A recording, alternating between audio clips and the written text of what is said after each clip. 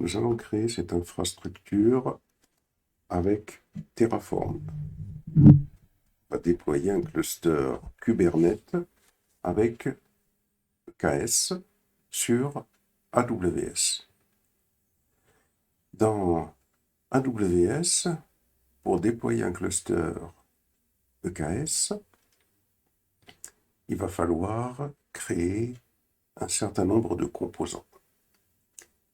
En particulier, la première chose à faire, ça va être d'installer le provider AWS, puisque c'est ce provider-là qui va permettre à Terraform de pouvoir communiquer avec l'API AWS. Pour installer le provider AWS, on devra créer le fichier provider.tf.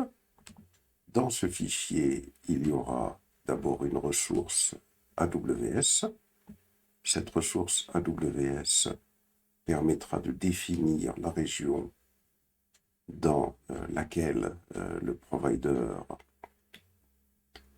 va agir, et de plus, on va définir les informations concernant le dépôt où se situe le provider. Une fois qu'on aura appliqué Terraform à ce fichier-là, nous aurons alors le provider AWS qui sera installé sur le poste du DevOps. Dans un deuxième temps, on va créer un VPC. Un VPC, c'est tout simplement un Virtual Private Cloud. C'est comme un petit emplacement logique dans lequel on va pouvoir créer tout notre réseau. Et à ce VPC, on va lui associer une adresse CIDR qui sera 10.0.0.0/16 et il sera créé dans la région EU-Ouest-3. Pour faire ça, on va créer le fichier vpc.tf et dans ce fichier vpc.tf, on va utiliser la ressource AWS VPC de AWS Web Service pour pouvoir créer un VPC. Ce VPC, cette ressource, on va lui donner le nom cluster. On va lui affecter l'adresse réseau 10.0.0.0/16 et ici on lui associe un tag, une information qui nous permettra éventuellement de faire référence à cette ressource et de la manipuler.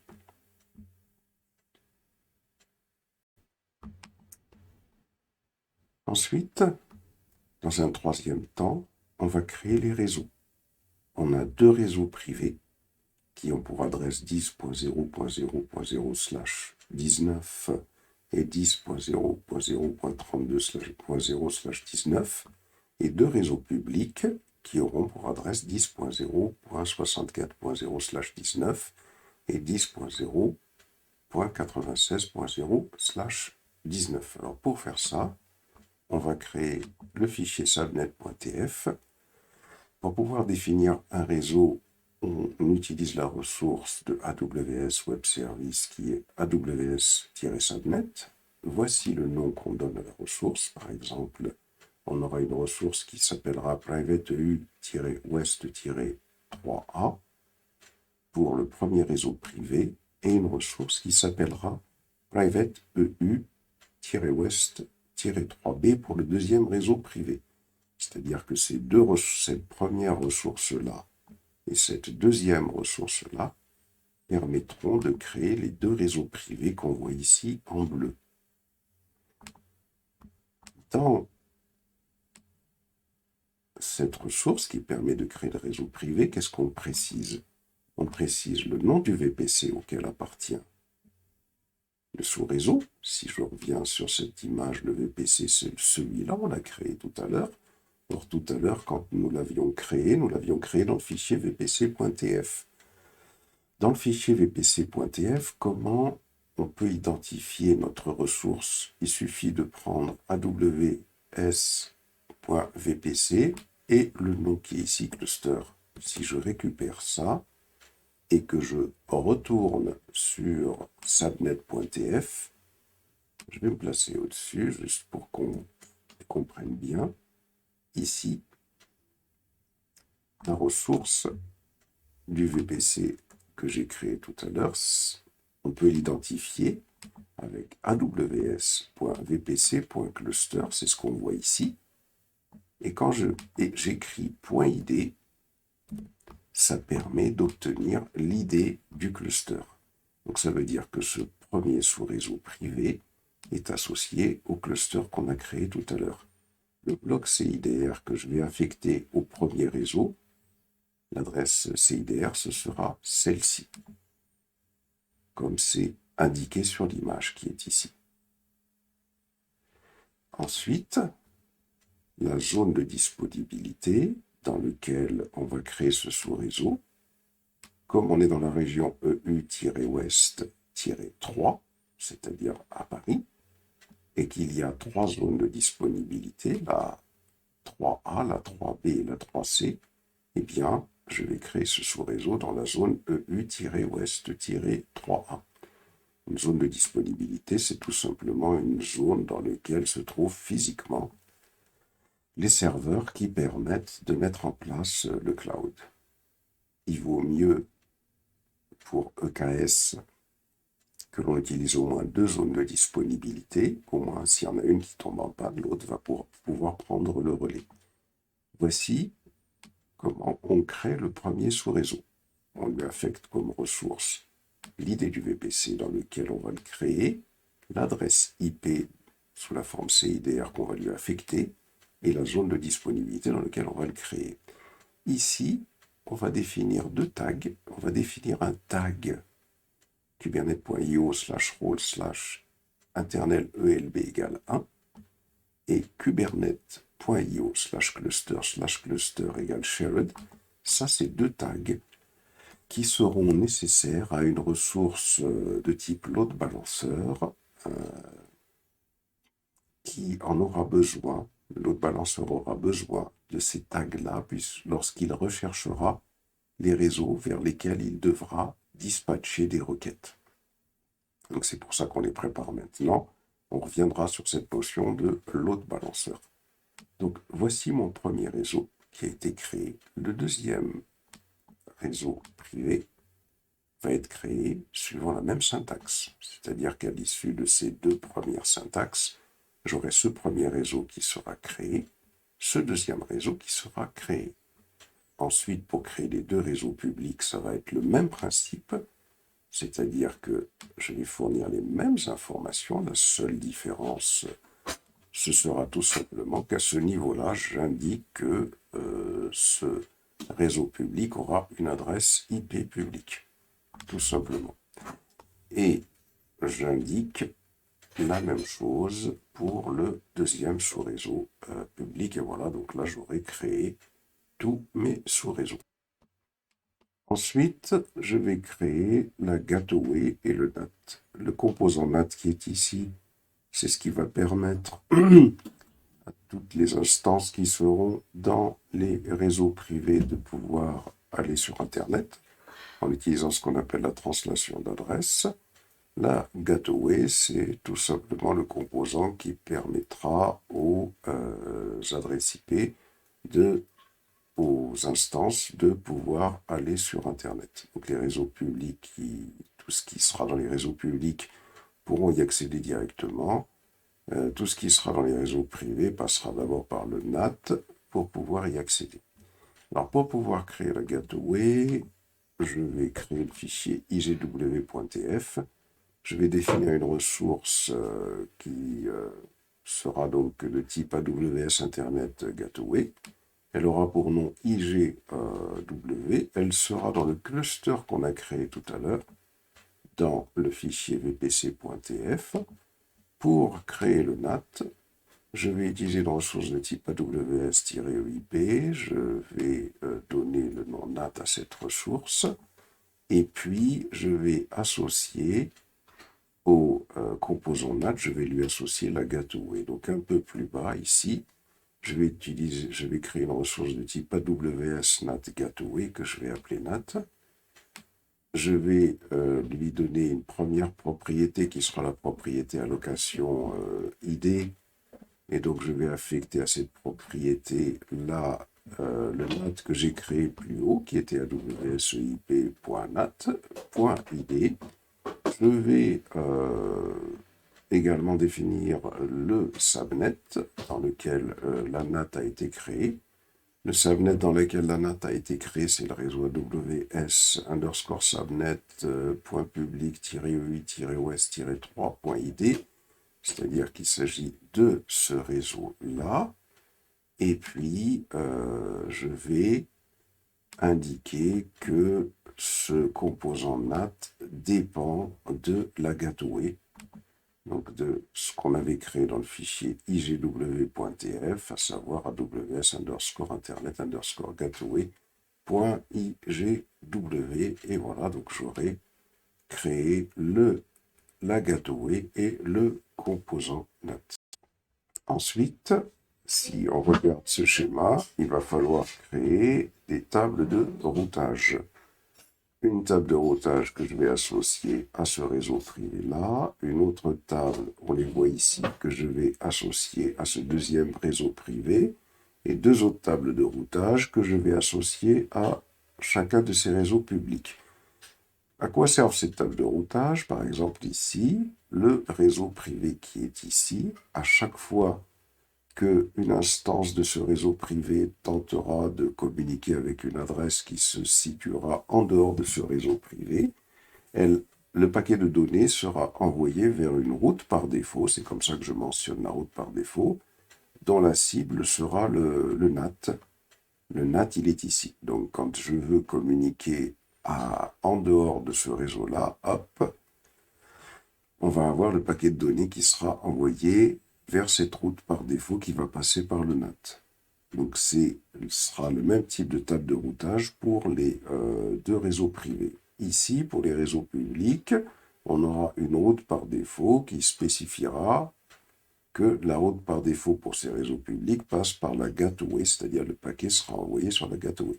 Ça va permettre aux 4 réseaux qui soient privés ou publics de savoir vers où ils doivent envoyer leur paquet de données quand ils veulent aller sur Internet. Pour les réseaux publics, ce sera vers la gateway. Pour les réseaux privés, ce sera vers le NAT. Alors pour faire ça, je reviens ici, je clique sur route, et ici, j'ai créé une ressource de type AWS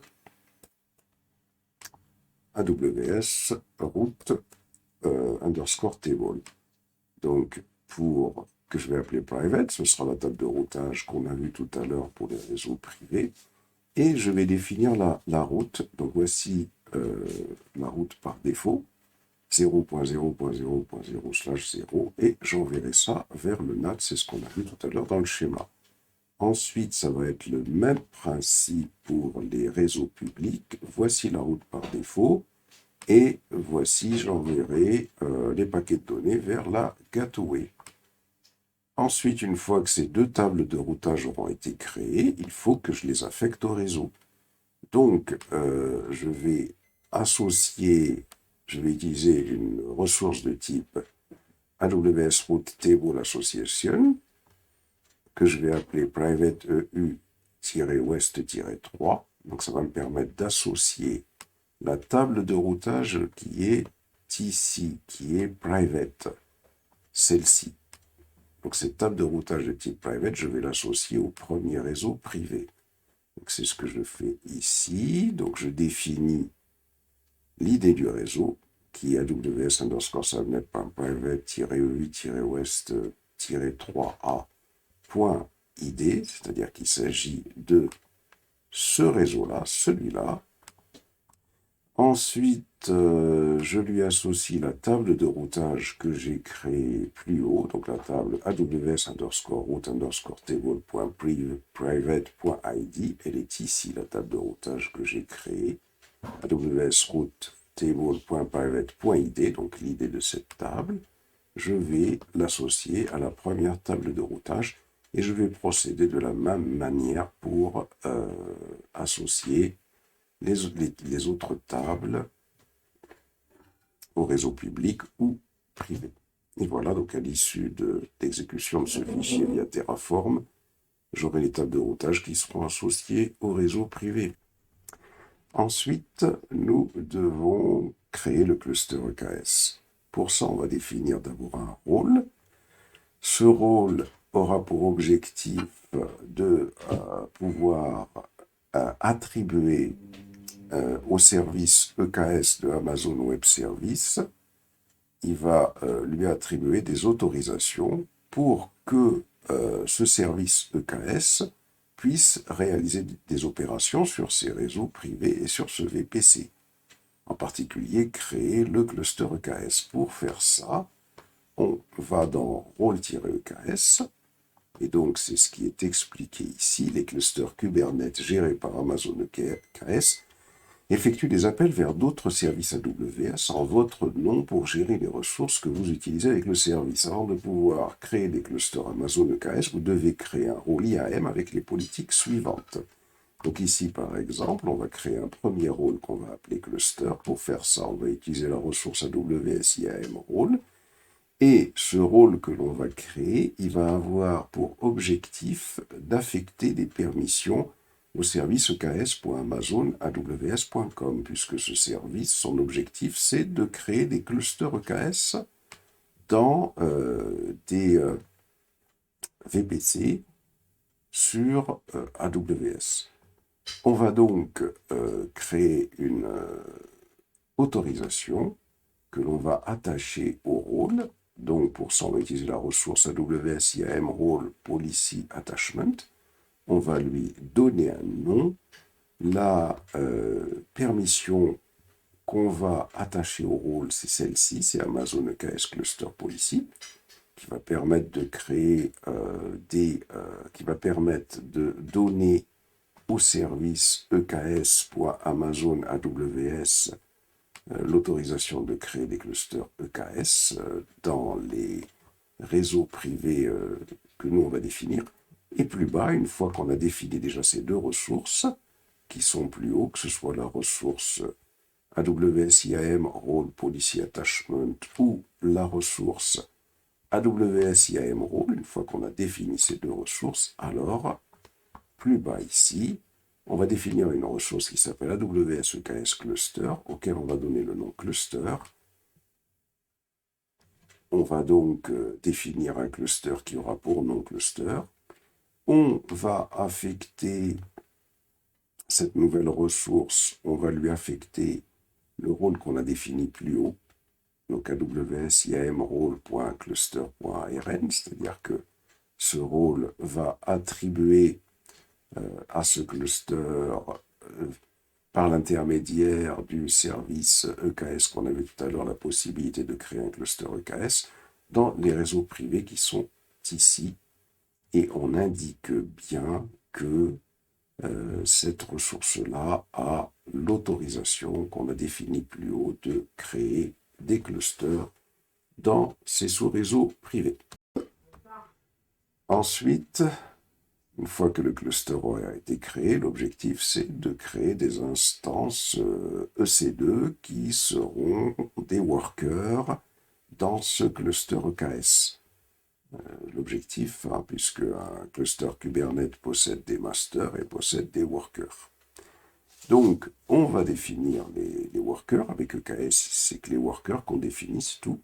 Pour faire ça, on revient sur le rôle, on revient sur notre code, on va créer un fichier qui va s'appeler rôle-eks.tf. Les clusters Kubernetes gérés par Amazon EKS effectuent des appels vers d'autres services AWS en notre nom pour gérer les ressources que l'on va utiliser avec le service. Avant de pouvoir créer des clusters Amazon EKS, on doit d'abord créer un rôle IAM avec des politiques qu'on va définir plus bas.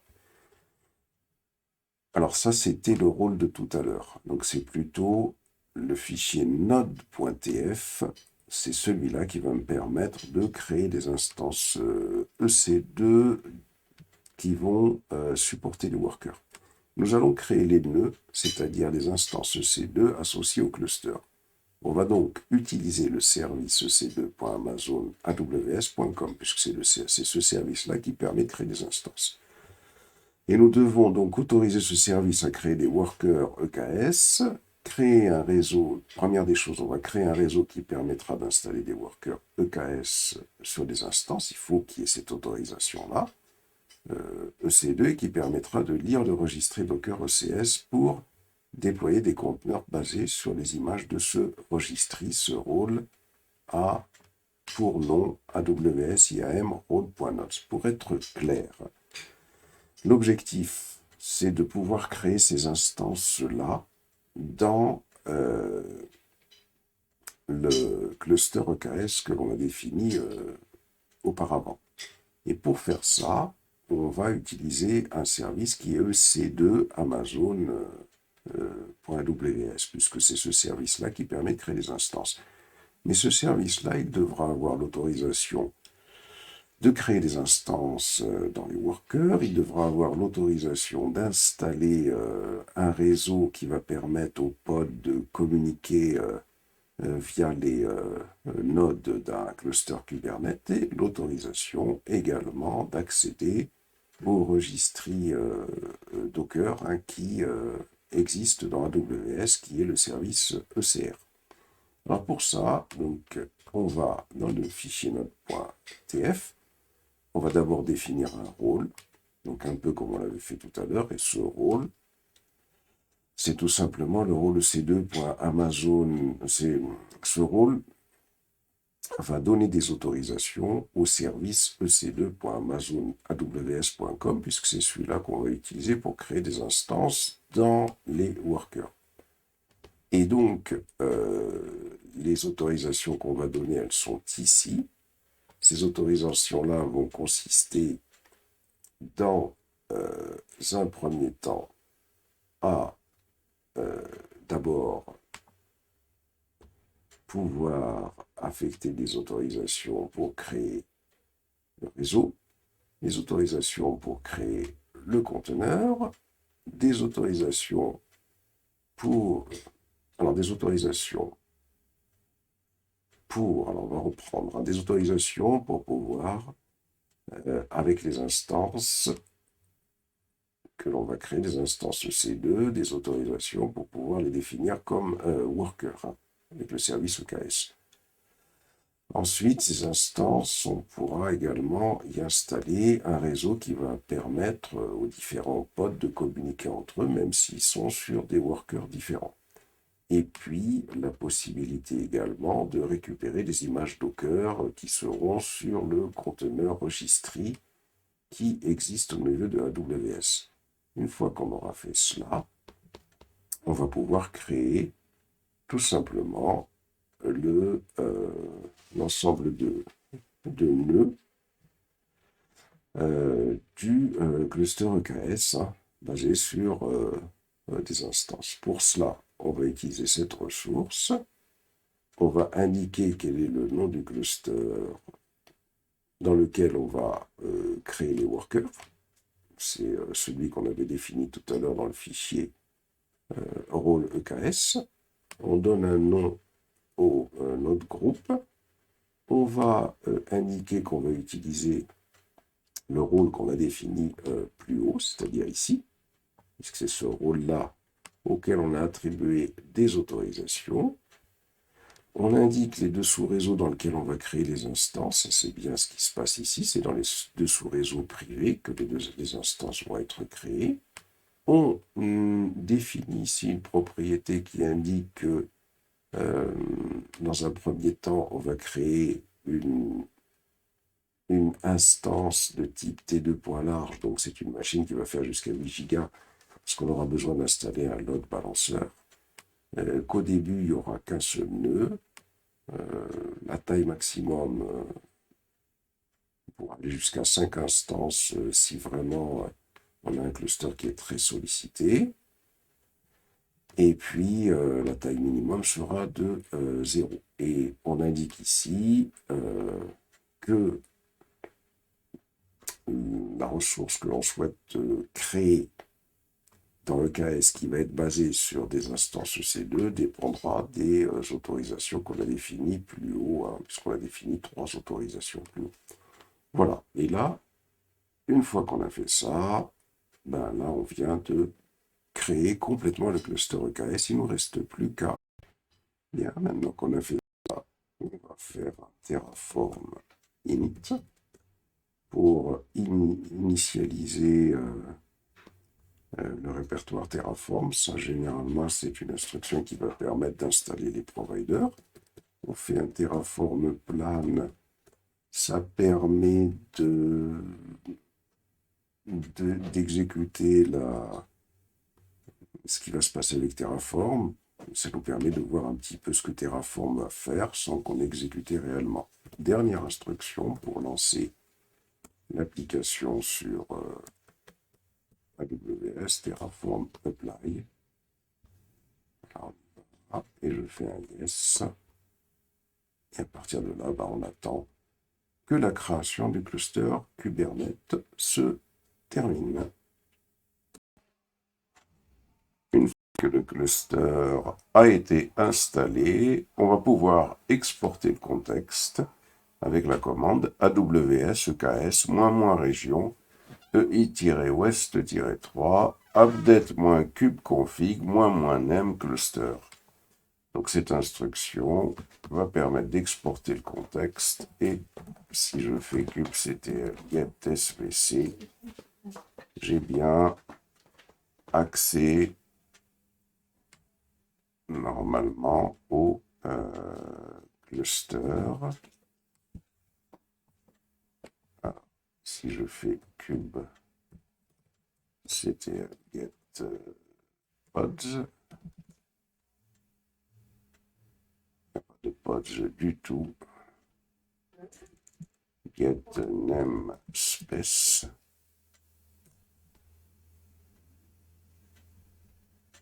Voici les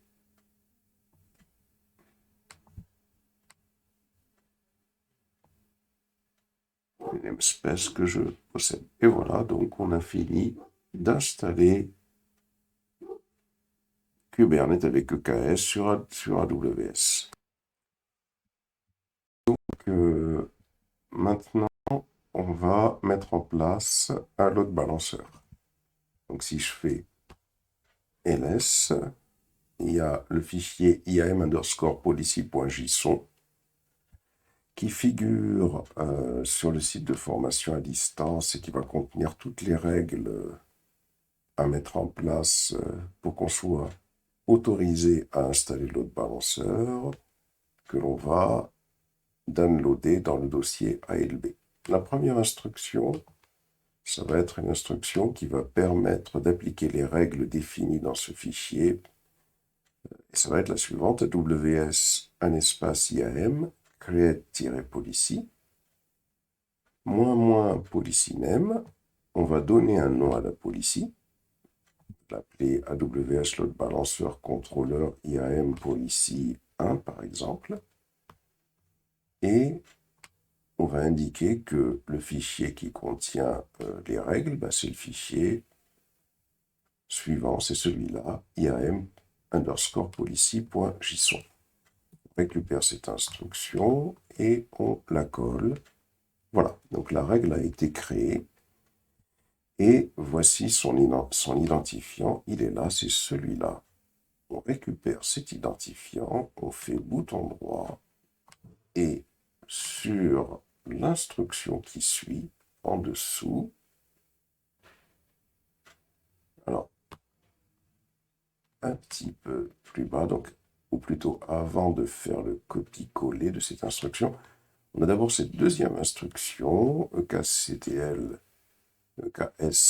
utils associate-iam-oidc-provider cluster-approve. Normalement, ça c'est une instruction pour nous assurer que une règle de type IAM OpenID Connect Provider a été associée avec notre cluster. Donc là, c'est une instruction que l'on a réalisée pour rien, mais ça permet de savoir que si ce n'avait pas été fait, si on ne l'avait pas fait, il aurait fallu appliquer la règle de cette façon-là.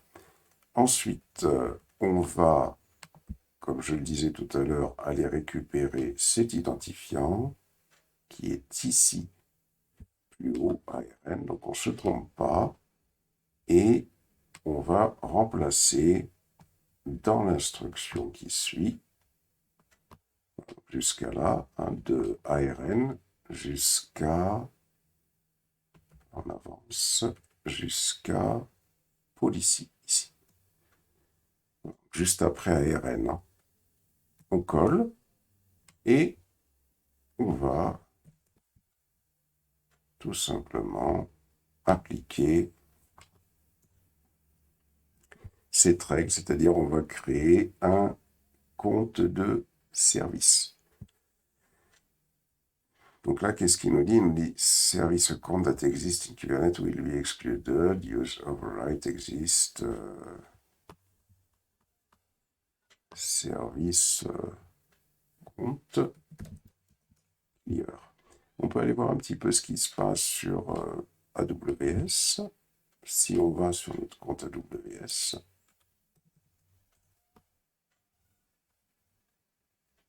on clique sur connectez-vous à la console. On va se connecter sur notre compte. Suivant.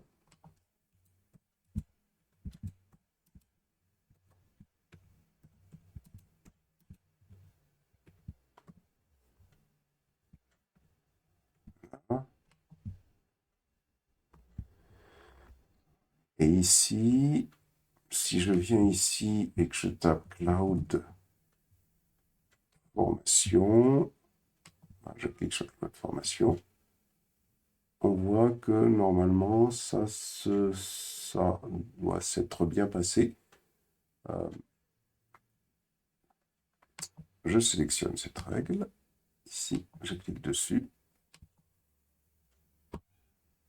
Voilà. Alors, si je supprime ce que je trouve dans Cloud Formation ici, et si je recommence et je reviens, donc, normalement, ça a été supprimé, hein, je reviens en arrière. Alors, Cloud Formation, je retape Cloud Formation. Ici, hop. Donc là, j'ai plus rien. Et je vais relancer l'instruction.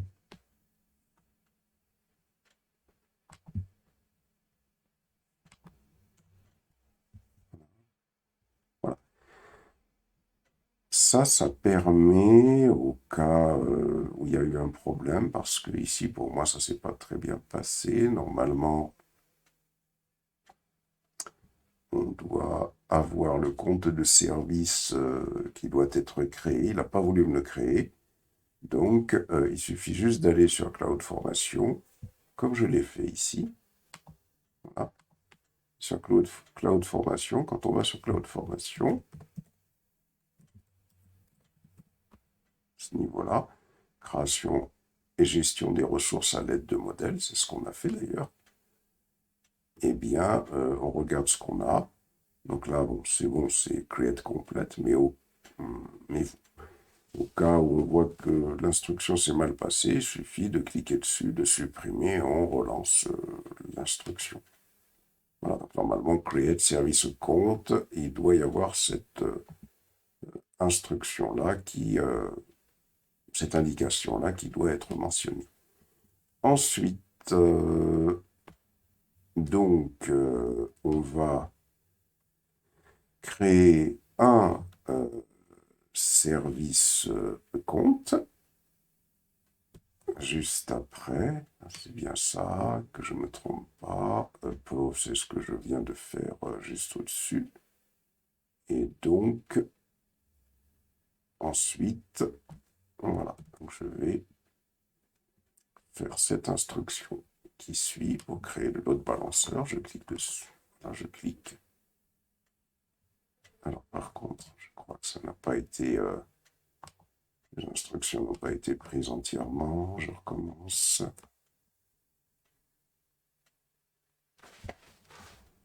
Ça. Non, il faut... Ah ben non, cette instruction-là... 2 minutes, que je voie bien. Je vais la supprimer parce qu'il me semble que c'est la même.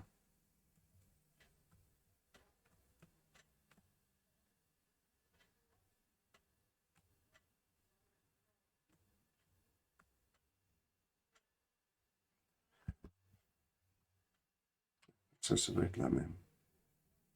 Instruction. Ça, c'est fini. Voilà, donc la dernière instruction qui me reste à faire, c'est celle-là. Comme ça, le document a bien été arrangé. Voilà.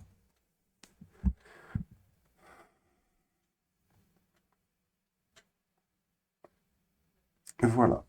Et là, j'ai normalement le load balancer qui a été mis en place. Si je fais un kubectl get sdc pour voir. Alors pour l'instant, il me fait rien apparaître. On va créer un ALB load balancer. Pour ça, on va se rendre sur l'adresse suivante. Voilà. Donc, on descend plus bas. Et ici, juste au niveau de All Other Regions, on va copier-coller cette instruction. Voilà. Ensuite, on va copier-coller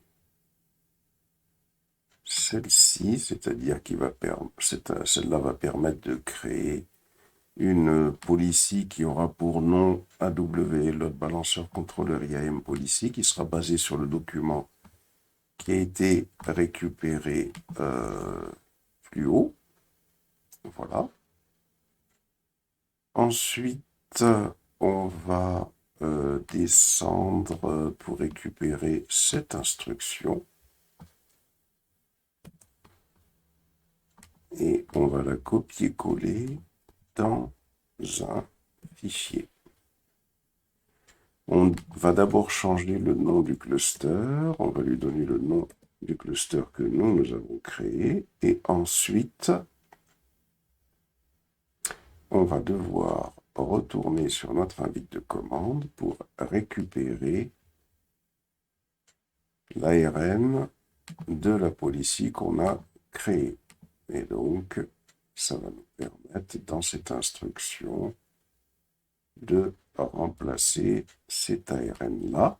Voilà, hop, et on colle.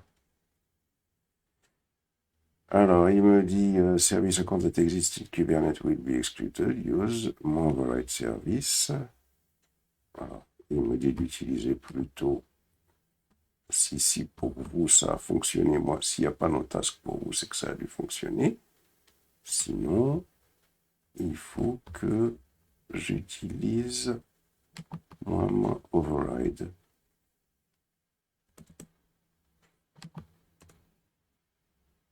Voilà. Donc, il va écraser ce qui pouvait déjà exister. Si vous, ça a fonctionné du premier coup, il n'y a pas besoin de faire tout ça. Alors, on va les contrôler ensuite. Voilà, donc là, on patiente un petit peu.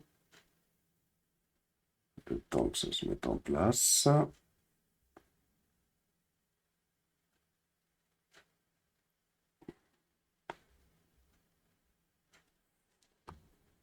Si on va sur le site de AWS, si on va aller sur aws.com, clique sur connectez-vous à la console, on va rechercher Cloud Formation,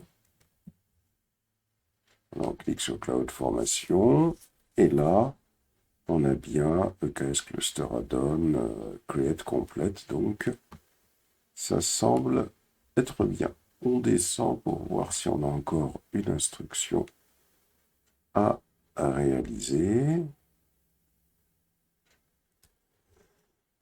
On nous indique qu'il faut installer de AWS Load Balancer Controller using. Donc, normalement, là, ça devrait être OK.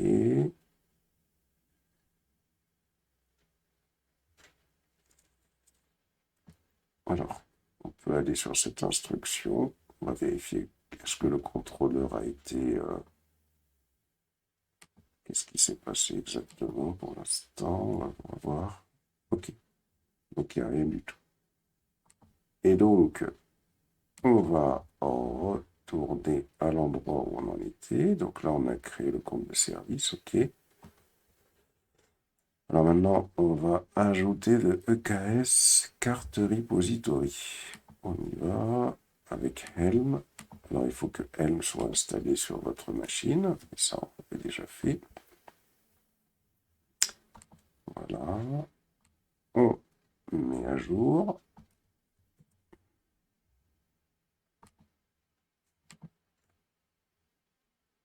Voilà. Une fois qu'on a mis à jour, on descend. Et là, donc, on nous donne l'instruction que l'on doit utiliser.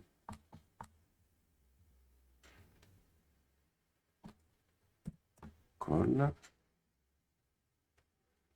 Et là, on va mettre le nom de notre cluster.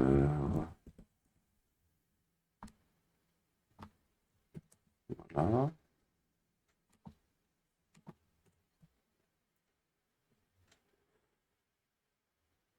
Donc, alors, qu'est-ce qu'il me dit?